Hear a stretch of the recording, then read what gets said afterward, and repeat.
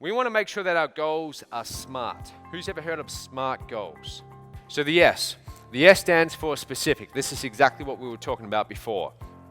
It's not enough to say that you want to make 6 figures per year. We have to know exactly what is that number. We've got to be very specific with what our goal is. How many leads do you need to be generating per day to hit your financial target? Do you know that number? The more specific you can be, the more likely you are to actually go and implement. Measurable. Our goals needs to be measurable. That's why a big part of my goal setting that I do for my business is based around revenue and financial targets, because we can measure that. Okay, we can measure that. Measuring satisfaction and those kind of things, it's a little bit harder. But if we use metrics like numbers, revenue targets, much easier. They need to be achievable.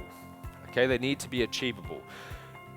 I'm a big believer that someone can come into this industry and they can go to an entirely new revenue level they've never been to in their life before in a very short amount of time. But sometimes people take it too far. They come into this industry, they've never done any of this before, and they say they want to make $10 million in the next 12 months. And that's, sometimes that's setting yourself up for failure. So I encourage you to stretch, but don't take it too far over the top, okay?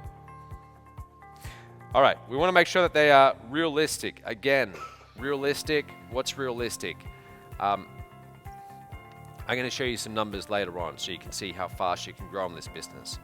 But just you'll be able to sense this, whether you feel it's realistic for you, okay? And last of all, time bound. Okay, so we need to put a deadline on it. We need to know, how much do I need to have generated in the next 7 days, in the next month, in the next 6 months, in the next 12 months. We need to know exactly what it is. All right, so whenever you write goals, they need to follow this.